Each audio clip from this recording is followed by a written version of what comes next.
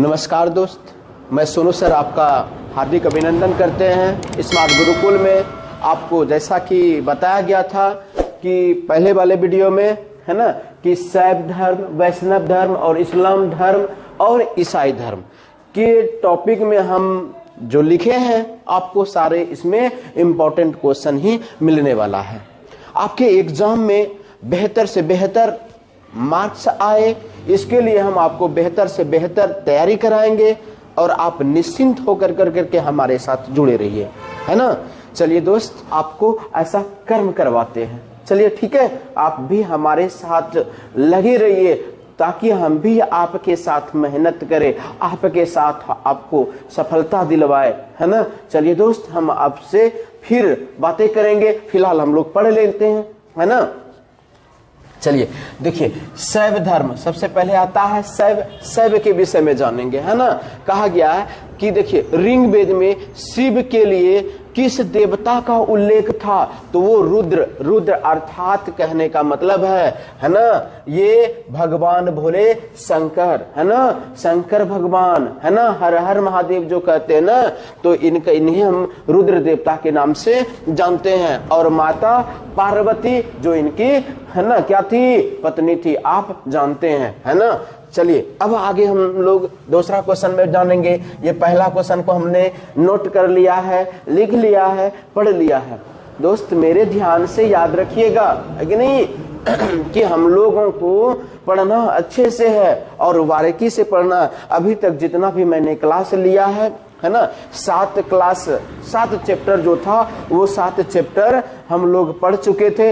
8वां में हम लोग आए हैं शैव धर्म, 9वें में आए हैं वैष्णव धर्म, 10वें में है इस्लाम और 11वें में है ईसाई धर्म। याद रखिएगा, आपको बारीकी से हम बताते हैं। हमने ये भी कहा था कि शैव धर्म हम लोग जानेंगे, थोड़ा था कर जानेंगे, जो इंपॉर्टेंट क्वेश्चन होगा, है ना। या ये भी बोले थे कि इनके विषय में हमें ध्यान ज्यादा नहीं देना है, पर कोई बात नहीं, हमने चुना कि इनसे आपके आने वाले एग्जाम में जो महत्वपूर्ण प्रश्न होगा, जो महत्वपूर्ण आंसर होगा, वो हम आपको यहाँ पे करवाने वाले हैं। ठीक है, चलिए देखिए, तो सबसे पहला ऋग्वेद में शिव के लिए किस देवता का उल्लेख है, तो रुद्र देवता, अर्थात है ना, रुद्र ही रिझावे दे मुंडन माल को, अर्थात कहने का मतलब है भगवान भोले शंकर को वीर शिवाजी जी देते थे मुंडन, है ना, मलक्ष वंश के राजाओं का, है कि नहीं है। तो ये उनके पति कौन थे, पार्वती थे। ध्यान में रखिएगा, आपको बहुत सारे बताऊंगा, है ना, बहुत कुछ बताऊंगा। दोस्त मेरे, आप घबराइए नहीं, मेरे साथ आप हमेशा ध्यान से पढ़िए। आपको मैं बहुत कुछ बताने वाला हूं और बताऊंगा भी मैं, निश्चित आपसे ये निश्चय ही रूप से आपसे वादा करता हूं। चलिए अब आगे आइए। दूसरा, लिंग पूजा का पहला स्पष्ट वर्णन किस पुराण में मिलता है। लिंग पूजा, जैसे हम लोग भगवान शिव को पूजने जाते हैं ना, उसको हम लोग शिवलिंग बोलते हैं ना, तो वो शिवलिंग को अर्थात शिव के लिंग को हम लोग पूजते हैं। वो पूजा का पहला स्पष्ट वर्णन, है ना, पहला स्पष्ट वर्णन किस पुराण में मिलता है, तो मत्स्य पुराण में। याद रखिएगा, है ना, याद रखिएगा, किस पुराण में, मत्स्य पुराण। अब आगे पढ़ते हैं। लिंगायत, है ना, अर्थात वही लिंग संप्रदाय के संपादक या प्रवर्तक किसे माना जाता है, तो वासव को माना जाता है। जबरदस्त क्वेश्चन है भाई मेरे, है ना, कि लिंगायत संप्रदाय का प्रवर्तक अगर किसे माना जाता है, तो वो वासव को माना जाता है। किसको माना जाता है, वासव को माना जाता है। अब आगे देखिए, एलोरा का प्रसिद्ध मंदिर, या पूछा जाएगा कि एलोरा में किस भगवान का मंदिर है, तो कहिएगा कैलाश मंदिर है। अर्थात कैलाश मंदिर किस भगवान के लिए जानते हैं ना, कि महादेव का अन्य नाम है कैलाश। क्या है, कैलाश, शिव भगवान, है ना, अर्थात देवताओं का देवता कह सकते हैं। तो एलोरा का प्रसिद्ध मंदिर वो कैलाश मंदिर है ना।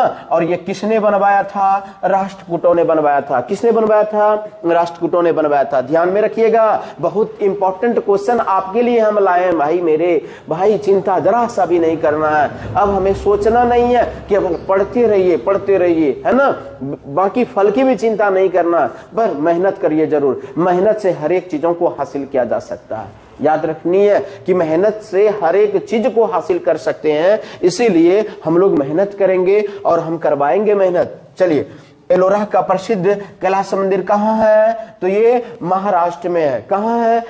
महाराष्ट्र में है। और इसका निर्माण किसने करवाया था? राष्ट्रकूट राजाओं ने। राष्ट्रकूट राजा है ना, राजा जो था वो राजा का नाम राष्ट्रकूट नहीं था, राष्ट्रकूट वंश था, उनके राजाओं ने करवाया था, है ना, उस वंशों के राजाओं ने करवाया था। जैसे कि बता देते हैं कि मुगल वंश है ना, मुगल वंश का सबसे प्रतापी राजा कौन था?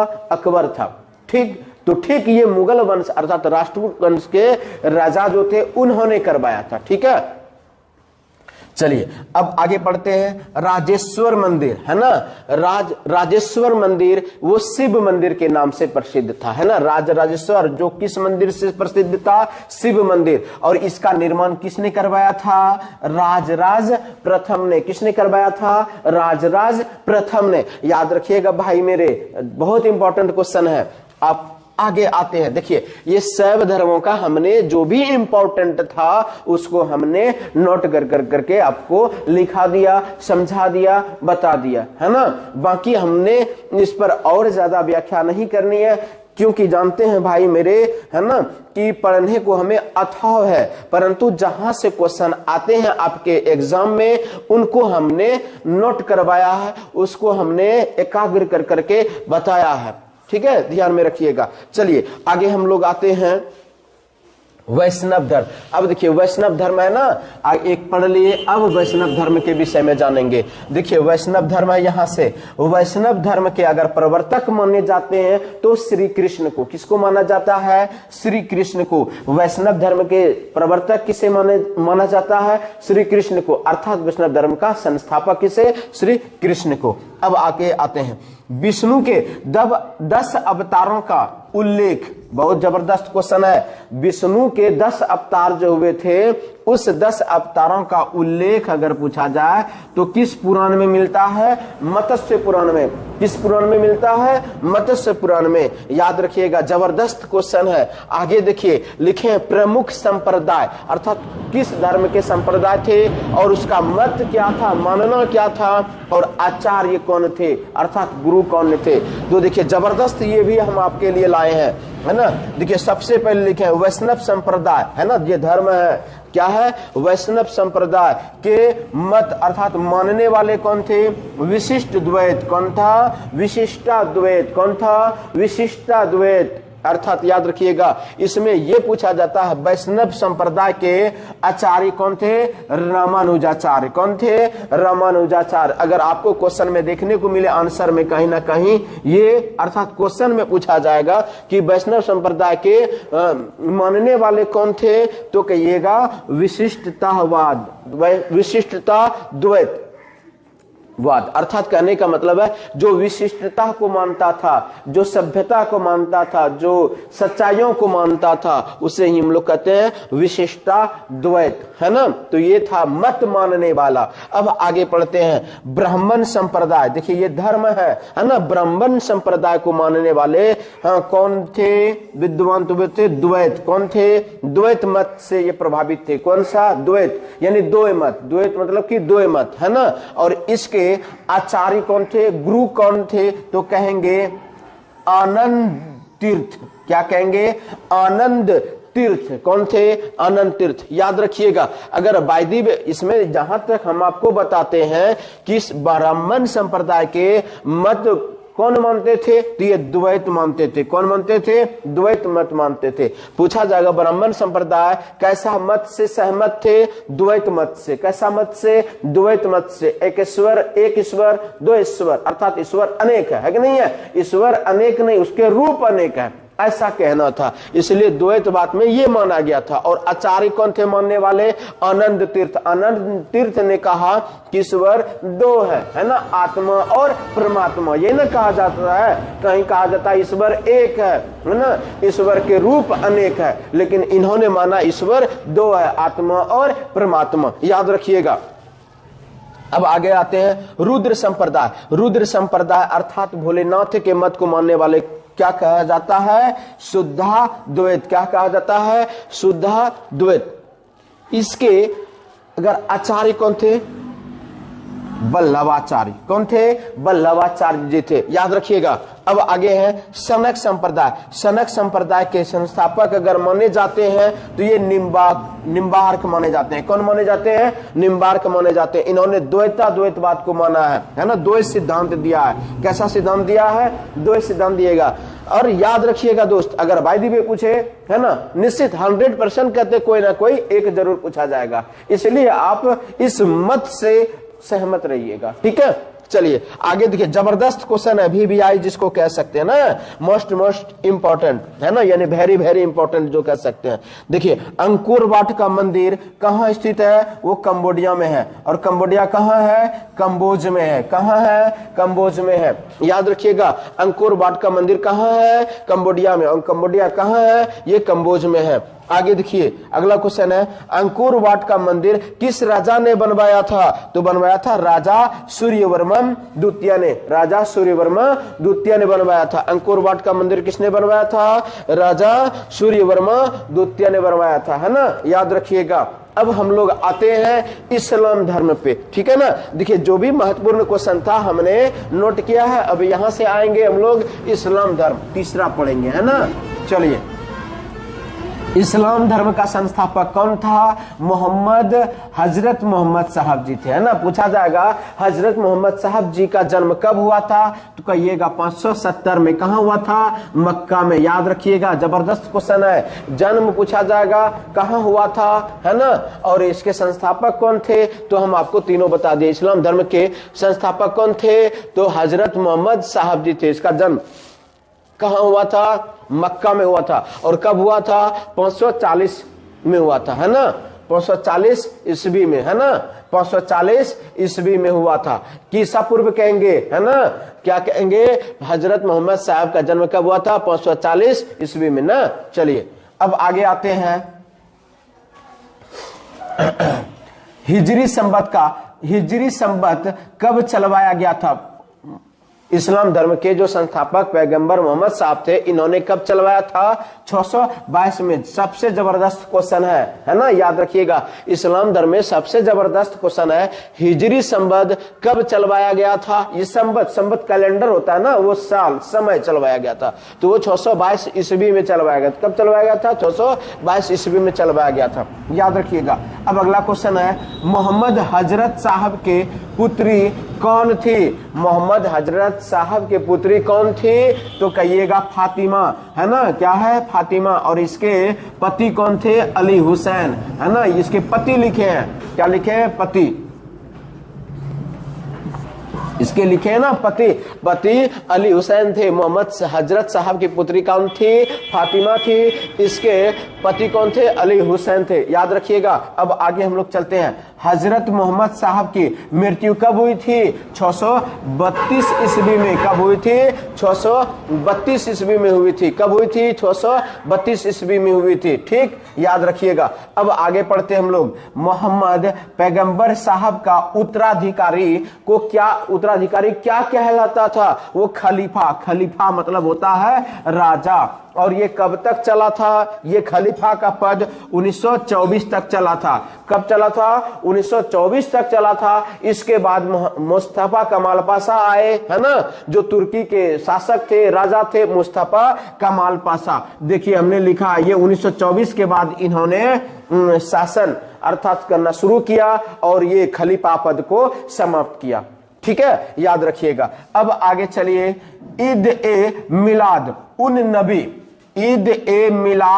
नबी पूर्व, सॉरी यहां देखिए पर्व होना था। क्या होना था? पर्व, है ना। देखिए ईद ए मिलाद उन नबी पर्व किसके जन्मदिन में मनाए जाते हैं?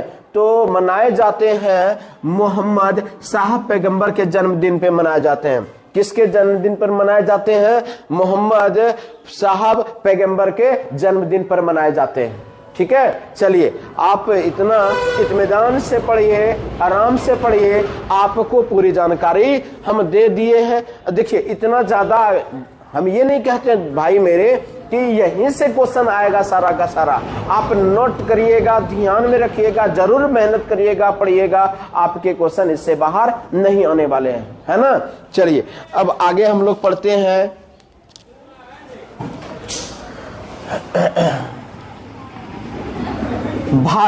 भारत में सर्वप्रथम इस्लाम का आगमन कब हुआ था? ये किसके जरिए हुआ था? ये अरबों के जरिए हुआ था, है ना।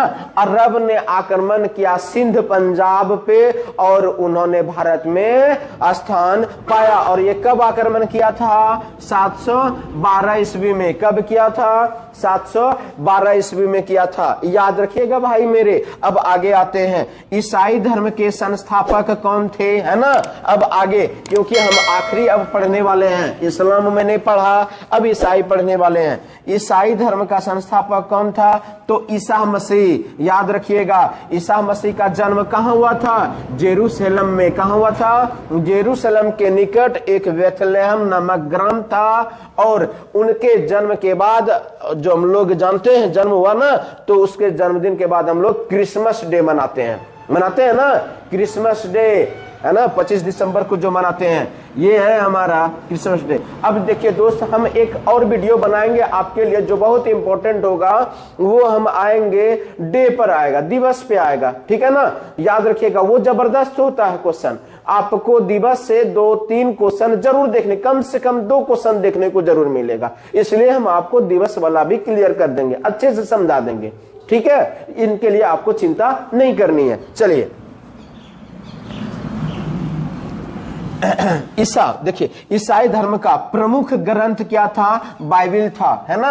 याद रखिएगा, ईसाई धर्म का प्रमुख ग्रंथ क्या है? बाइबिल था। दोस्त आप चिंता नहीं होइए, आपको चिंतित भी ज्यादा नहीं होना है। कहिएगा क्यों? क्योंकि आज देखिए हम इतने तरोताजा के साथ आपको नहीं कह रहे हैं, यानी इतना कह सकते ना, जो मेरा वोल्टेज होता है कि नहीं, जो मेरा अपना कैपेसिटी है, कहने का मतलब है कि वो जुनून, जोश, है ना, वो जोश के साथ मैं आपको इसलिए नहीं कह पा रहा हूं, है ना। कुछ जानते हैं, शरीर एक मशीन है, और मशीन में अगर थोड़ा सा नट ढील हो जाए तो कहीं ना कहीं खुलने की या डर रहता, आशंका रहता, कहीं खुल जाए।